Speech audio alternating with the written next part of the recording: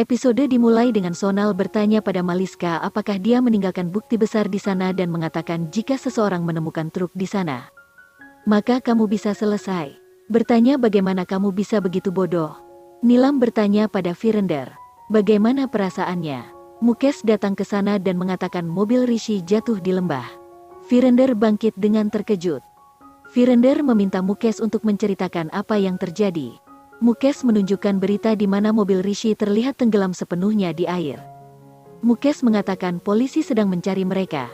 Nilam dan Karishma mengatakan bahwa tidak akan terjadi apa-apa pada Laksmi. Sonal memberitahu Maliska bahwa polisi akan menemukan pemiliknya. Maliska bilang aku telah memberinya banyak uang dan dia tidak akan membuka mulutnya. Sonal mengatakan jika polisi memukulinya maka dia akan membuka mulutnya. Maliska mengatakan bahwa dia juga akan membunuhnya. Sonal mengatakan mereka harus melakukan sesuatu dengan truk itu. Para penyelam datang dan mengatakan kepada polisi bahwa mereka tidak menemukan siapapun dan mengatakan mereka mungkin telah pergi jauh karena arus. Ayush meminta salah satu penyelam untuk menghubunginya jika dia memiliki informasi tentang Rishi dan Laksmi. Inspektur bilang mereka akan mencari tahu tentang pemilik truk. Nilam memberitahu Virender bahwa Rishi akan baik-baik saja. Ayush menghubungi Virendra. Ayush berkata kepada Virendra apa yang terjadi di sini.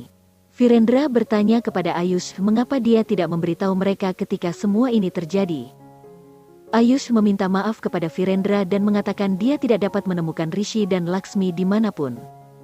Karishma menyalahkan Laksmi untuk situasi ini. Ayush memberitahu Salu dan Bani bahwa mereka akan mencari Rishi dan Laksmi di rumah sakit. Kiran memanggil Karishma untuk mendapatkan informasi tentang Rishi. Karishma bercerita tentang mobil mereka yang ditemukan di danau. Karena jatuh dari tebing, Kiran bertindak kaget dan bertanya apakah Rishi baik-baik saja. Karishma mengatakan polisi sedang mencari mereka. Penduduk setempat menemukan Rishi dan Laksmi dan tidak sadarkan diri.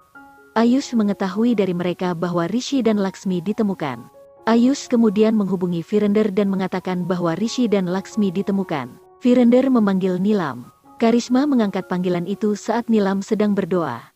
Virender memberitahunya bahwa Rishi dan Laksmi baik-baik saja dan mereka dibawa ke rumah sakit. Karishma memberitahu Nilam. Nilam bersyukur pada Tuhan karena Rishi baik-baik saja. Dadi bertanya tentang Laksmi.